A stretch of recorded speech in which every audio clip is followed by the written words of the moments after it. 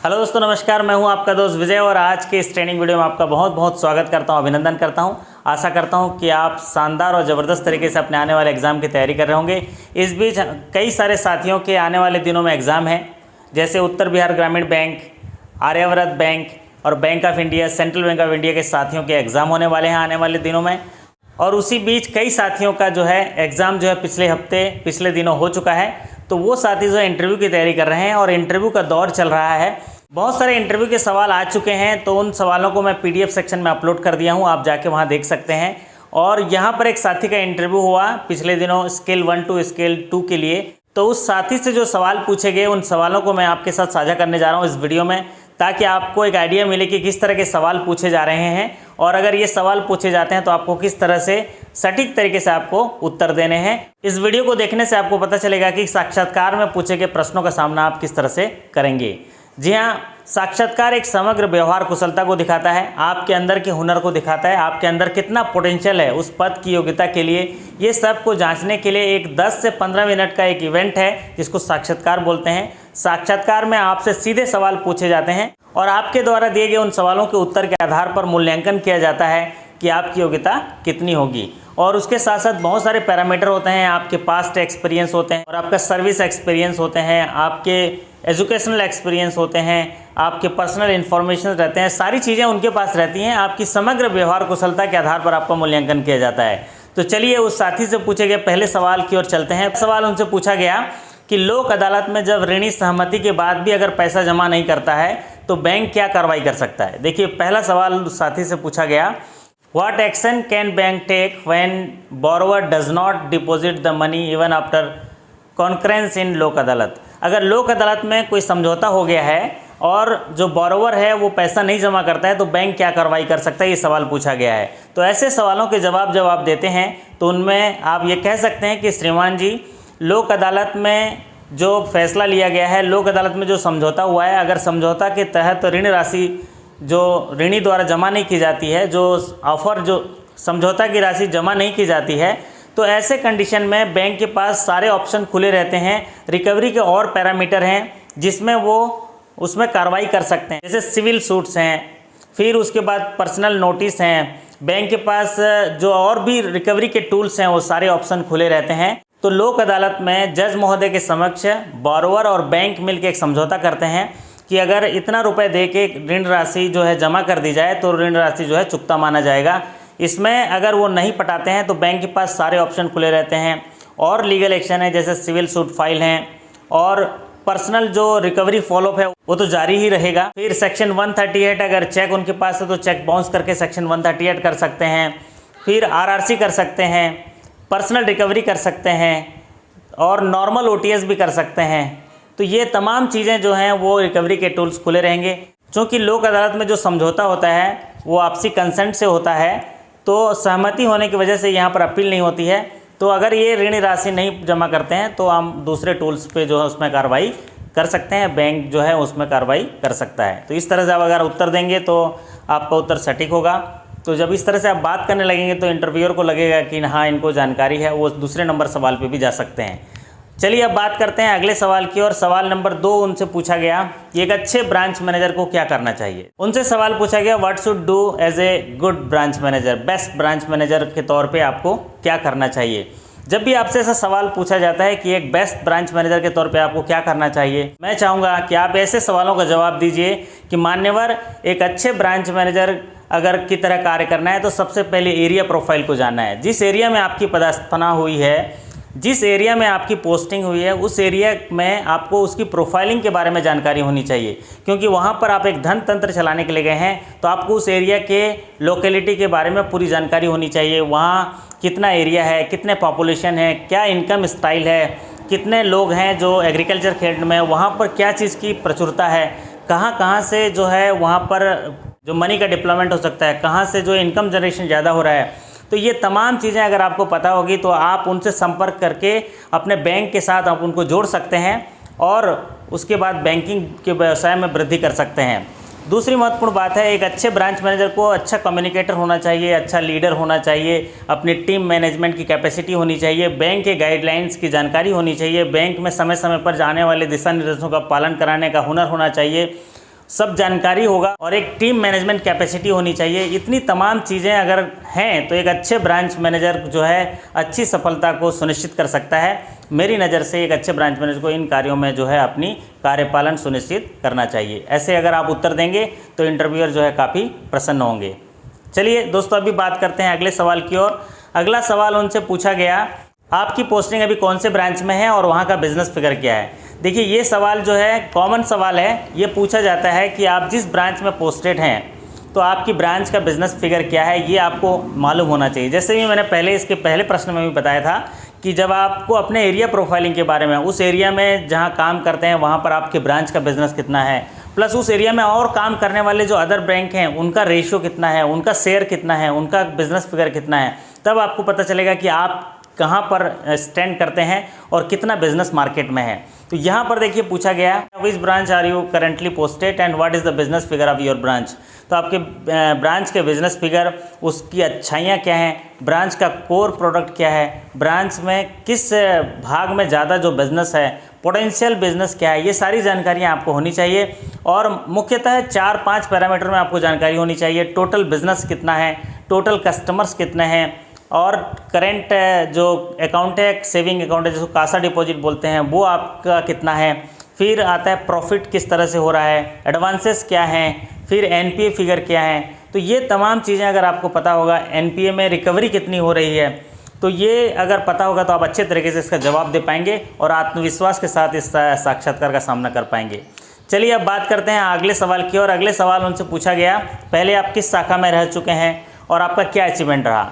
मतलब आप वो जानना चाहते हैं इंटरव्यूअर कि आप इसके पहले जो बैंक में थे तो आप किन किन शाखाओं में काम किए हैं और आपका किस तरह का परफॉर्मेंस रहा। तो साथियों, जब भी हम 10 से 15 साल, 5 साल, 6 साल काम करते हैं तो कोई ना कोई ऐसी कार्य होती है कि जिसमें हम अच्छा परफॉर्म किए रहते हैं। जब अच्छा परफॉर्म किए रहते हैं तो उनकी सूची हमारे पास होनी चाहिए कि सर मैं सन 2019-20 में 220 ओटीएस अकाउंट मोबिलाइज़ किया, सर मैं ये गवर्नमेंट स्कीम्स में अटल पेंशन योजना के तहत लगभग 1000 अटल पेंशन योजना के खाते खोले। तो इस तरह के आपके पास रिकॉर्ड होना चाहिए, क्योंकि आप करते तो बहुत हैं लेकिन उसका रिकॉर्ड नहीं रहता, आपके पास वो आंकड़े नहीं रहते। आप लगातार मेहनत करते हैं, 365 दिन लगातार मेहनत करते हैं, बहुत मेहनत करते हैं, लेकिन आपके पास उस रिकॉर्ड होना बहुत ज़रूरी है ताकि समय पर जब आपसे पूछा जाए तो कुछ अच्छी चीज़ें जो आपने किया है उनको आप बता सकें, कह सकें और आंकड़ा जो है आप वहाँ प्रदर्शित कर सकें। तो आप हमेशा अपने साथ पुराने पास रिकॉर्ड को रखिए। आपको कोई प्रशस्ति पत्र मिला हुआ है तो उसको भी कैरी करके रखिए, जिससे आप कह पाएंगे कि सर देखिए मैंने रिटेल क्रेडिट में रिटेल कैंपेन चला था, उसमें ये हासिल किया था, इतने रिटेल कैंपेन जो है मैंने मानसून ऑफ़र में, रिटेल मानसून ऑफ़र में, चाहे रिटेल फेस्टिवल ऑफ़र में मैंने जो है मोबिलाइज़ किया था। तो इस तरह से आप जब बोलेंगे तो इंटरव्यूअर जो है काफ़ी आपसे प्रभावित होंगे और आपका मनोबल जो है बढ़ेगा। अब अगला सवाल उनसे पूछा गया, NRLM SHG के लिए आपने क्या किया है, आपका अचीवमेंट क्या रहा।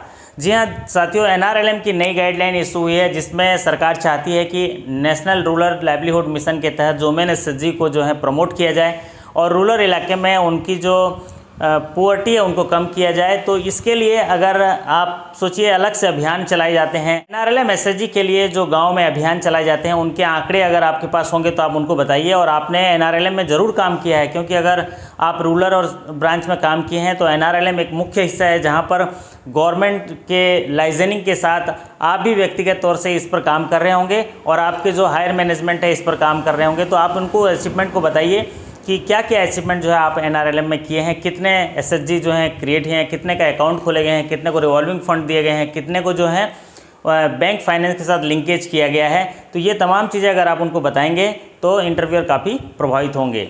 तो चलिए अगला सवाल उनसे पूछा गया कि बैंक की प्रायोरिटी क्या होनी चाहिए। जी हाँ, इसमें पूछा गया कि बैंक की प्रायोरिटी क्या होनी चाहिए। बैंकिंग जो व्यवसाय है, पब्लिक से डिपॉजिट लेना, वही डिपॉजिट जो है पब्लिक को जो है एडवांस के तौर पर जो है डिप्लॉय करना और बीच का जो इंटरेस्ट स्प्रेड है उसी में ही प्रॉफिट कमाना, ये बैंक की जो मूलभूत व्यवसाय में शामिल है। तो बैंक की प्रायोरिटी होनी चाहिए कि अच्छे एडवांसेस करना। जैसे रिटेल सेगमेंट है, रिटेल सेगमेंट में क्या है, एक बड़ा कंज्यूमर मार्केट होता है और उसमें इंटरेस्ट का स्प्रेड ज़्यादा होता है, लो रिस्क होता है और एनपीए होने के जो खतरा हैं वो कम होते हैं। तो रिटेल जो है बैंक की प्रायोरिटी होनी चाहिए, सिक्योर्ड होते हैं, फिर उसमें कैपिटल जो है कम रखना पड़ता है, CRAR जो है उसमें कम है, रिस्क वेटेड रेस जो है उसमें 75% है। तो रिटेल पर ज़्यादा प्रायोरिटी होनी चाहिए। साथ ही साथ जो है एनपीए रिकवरी पर प्रायोरिटी होनी चाहिए। एनपीए रिकवरी पर प्रायोरिटी होने से प्रॉफिट पर सीधा असर पड़ता है। अगर एनपीए रिकवरी होती है तो उसका जो है जो इंटरेस्ट होते हैं प्लस ईएमआई होते हैं वो सीधे बैंक के प्रॉफिट में आते हैं, तो उससे क्या होता है, प्रॉफिटेबिलिटी पे बढ़ता है। साथ ही साथ कासा डिपॉजिट के मोबिलाइजेशन पे भी जोर होने चाहिए। और जो गवर्नमेंट की पॉलिसी के तहत जो एमएसएमई सेक्टर में है, एमएसएमई सेक्टर में भी जो है प्रायोरिटी बैंक की होनी चाहिए। अगर आप इस तरह से बात करते हैं तो हो सकता है इनमें से जुड़े और सवाल भी आ सकते हैं, लेकिन आप इतना बताएंगे तो भी इंटरव्यूअर जो है काफ़ी प्रभावित होंगे। चलिए बात करते हैं अगले सवाल की। और अगला सवाल उनसे पूछा गया, आप प्रमोशन के बाद आपका क्या योगदान देंगे। तो जी हाँ, ये जब ऐसे सवाल पूछे जाते हैं तो इससे समझ लीजिए कि इंटरव्यूअर जो आपसे प्रभावित हो रहे हैं और आपका इंटरव्यू जो है कंक्लूजन की ओर जा रहा है कि what will you contribute to the bank after promotion, bank promotion. तो आप इस तरह अपने स्ट्रेटजी जो आपकी रणनीति है उनको बताने की कोशिश करिए। अगर मेरा प्रमोशन होने के बाद मुझे अवसर मिलता है तो इस अवसर को मैं सही साबित करने के लिए बैंक में जो प्रायोरिटी है उस पर काम करूँगा, और साथ ही साथ जो है एनपीए रिकवरी पे ज़्यादा जोर दूंगा, अच्छे रिटेल एसेट्स बढ़ाने में अपना प्रयास करूँगा, और समय समय पर बैंक के जो कैंपेन चलते रहते हैं उनका जो लक्ष्य है वो हासिल करने में प्रयास करते रहूँगा। ये मेरा योगदान रहेगा, और बैंक के लिए अच्छी ग्राहक सेवा के साथ जो है मैं बढ़िया काम करने के लिए जो है प्रतिबद्ध रहूँगा। ये अगर आप बताएंगे तो आपका जो जवाब जो है काफ़ी अच्छा रहेगा। चलिए दोस्तों, उनसे सवाल आखिरी में पूछा गया कि आपकी रणनीति क्या होगी टारगेट के रिस्पेक्ट में। What will be the your strategy in response of target. Target के रिस्पॉन्स में उनकी रणनीति के बारे में जब पूछा जाता है आपकी रणनीति क्या होनी चाहिए, तो आपके पास कुछ एक्शन प्लान होना चाहिए कि जब टारगेट की बात आती है तो हमें देखा जाता है कि जिस इलाके में आप काम कर रहे हैं वहाँ पर कितना बिजनेस पोटेंशियल है और कौन सा हिस्सा है जहाँ पर अनटच्ड मार्केट है। ज़्यादातर रिटेल सेगमेंट में अगर जाएंगे तो आप देखिएगा कि कस्टमर को जो है लीड मिलता है आपको, फिर उसके बाद आप क्रॉस सेलिंग भी कर सकते हैं। क्रॉस सेलिंग से भी आपकी टारगेट पूरा होते हैं। अच्छी बेहतर सर्विस देते हैं। एक सेटिस्फाइड कस्टमर जो आपका ब्रांड एम्बेसडर होता है।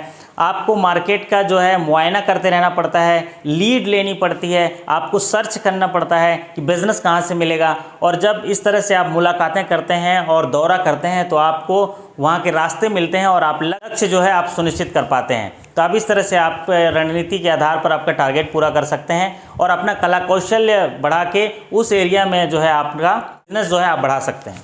जी हाँ साथियों, अगला सवाल उनसे पूछा गया कि आपके रीजन में एनपीए कम करने में आप क्या कंट्रीब्यूशन देंगे। जब ऐसा सवाल आपसे पूछा जाता है, what contribution will you make to reduce NPA in your region, तो आप इसमें बोल सकते हैं कि सर मैं कोशिश करूँगा कि मेरे ब्रांच का एनपीए जो है बहुत ही न्यूनतम लेवल तक लेके आऊँ। और आप उसके साथ कुछ आंकड़ों से कोरिलेट कर लीजिए कि जब अप्रैल 2020 में जब क्लोजिंग हुआ था तो उस समय एनपीए अभी ये है, और इतने खातों में रिकवरी लाके इतने ओटीएस करके अभी एनपीए लेवल ये है। फिर उसमें आप बोल दीजिए कि एसएमए में इतने अकाउंट हैं और जो एनपीए हैं उनका जो है स्तर जो है कम हुआ है। इस तरह से जब आप बोलेंगे कि अपने ब्रांच का एनपीए लेवल में बहुत ही कम स्तर पर लेके आने का प्रयास करूँगा, तो आप जो है इसी तरह मैं रीजन की एनपीए कम करने में अपनी मदद करूँगा, कंट्रीब्यूशन करूँगा। और जब आप इस तरह से एनपीए कम करते हैं तो आप एक प्रेरणादायक स्रोत भी बन जाते हैं, एक टेस्टिमोनियल भी बन जाते हैं कि दूसरे ब्रांच के लिए भी आप एक टेस्टिमोनियल बन जाते हैं और उन लोग भी इस तरह से प्रयास करते हैं। आपकी स्ट्रेटजी किस तरह से है, आप बोरोवर से किस तरह से कनेक्ट हो पाते हैं, बोरोवर से किस तरह से बात कर पाते हैं, ये तमाम चीज़ें रिकवरी के टैक्टिक्स हैं। रिकवरी एक कला है, रिकवरी इज़ आर्ट। अगर उस आर्ट को सीख लिए तो आप जो है सफल हो जाएंगे, क्योंकि इसी जगह में कई जो ब्रांचेस हैं नील एनपीए पर हैं। तो आप किस तरह से समन्वित तरीके से कला कौशल्य से उनके साथ कनेक्ट हो जाते हैं और उनकी मदद कर पाते हैं, क्योंकि रिकवरी के बहुत सारे आयाम हैं। ओटीएस स्कीम्स हैं, लीगल एक्सपेक्ट्स हैं, पर्सनल एक्सपेक्ट्स हैं, रिकवरी के टूल्स हैं। उन तमाम चीज़ों को अगर आप कर पाते हैं तो रिकवरी जो है सुनिश्चित होती है। अगला सवाल उनसे पूछा गया कि अभी जो ओटीएस स्कीम चल रही है उसके बारे में कुछ बताइए। तो ओटीएस स्कीम्स के बारे में आपका कंट्रीब्यूशन क्या है। अगर आप ओटीएस स्कीम चल रही है तो उसके बारे में जानकारी आपकी होनी चाहिए कि आपका सेक्रीफाइस पावर कितना है, मैक्सिमम सेक्रीफाइस कितना है, उसका पावर क्या है। वो थोड़े रूल्स एंड रेगुलेशन आपको जो है आने चाहिए, क्योंकि ये एक ऐसा टूल है जो सीधे सीधे प्रॉफिट पे, आपके बिजनेस पे असर करता है। तो ओटीएस की स्कीम के बारे में आपको जानकारी होनी चाहिए, और ओटीएस में पिछले दिनों आपने जो सफलता हासिल करी है उसको आप बताने लायक रहें। अगर इस तरह से बता पाते हैं तो आप जो है काफ़ी विश्वास के साथ कह सकते हैं, और आपके जो सवालों के जवाब देने से जो है इंटरव्यूअर काफ़ी प्रभावित होंगे। जी हाँ, अब उनसे सवाल पूछा गया कि आपका प्रमोशन क्यों किया जाए।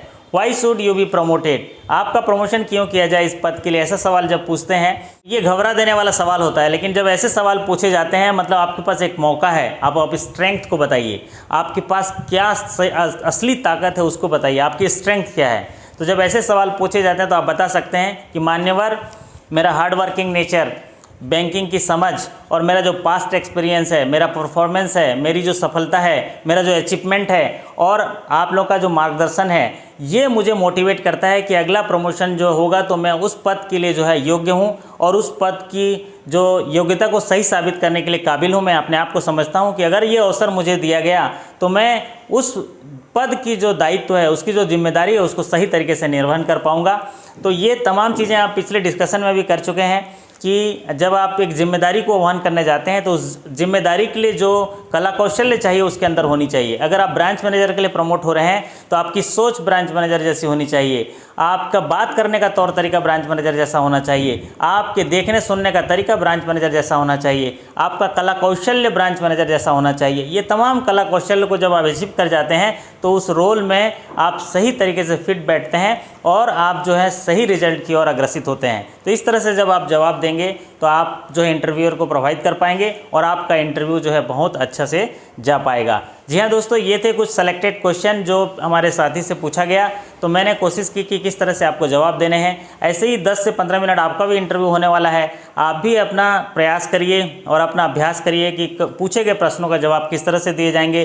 ज़्यादा समय नहीं मिलेगा, एक सवाल का जवाब देने के लिए हो सकता है 30 सेकेंड से लेकर 1 मिनट तक समय मिलेगा। तो आप प्रैक्टिस करिए कम शब्दों में बोलने की और इंटरव्यू को जो है सफल बनाइए। बहुत सारे इंटरव्यू के सवाल मैंने अपलोड कर दिए हैं, आप लॉगिन सेक्शन में जो है आप PDF डाउनलोड कर लीजिए और उनका प्रैक्टिस कर लीजिए। तो साथियों, जीवन एक अवसर है श्रेष्ठ करने का, श्रेष्ठ बनने का और श्रेष्ठ पाने का। तो जीवन हमेशा एक अवसर होता है, ठीक उसी तरह साक्षात्कार भी एक अवसर है श्रेष्ठ करने का, श्रेष्ठ बनने का और श्रेष्ठ पाने का। तो मैं आशा करता हूं कि आपको श्रेष्ठ मिलेगा, साक्षात्कार आपका ज़बरदस्त जाएगा। आप सभी की सकुशलता और सफलता की कामना करते हुए आपसे विदा लेता हूं। फिर मुलाकात होगी अगले वीडियो के साथ, तब तक के लिए आपका धन्यवाद, नमस्कार, थैंक यू सो मच।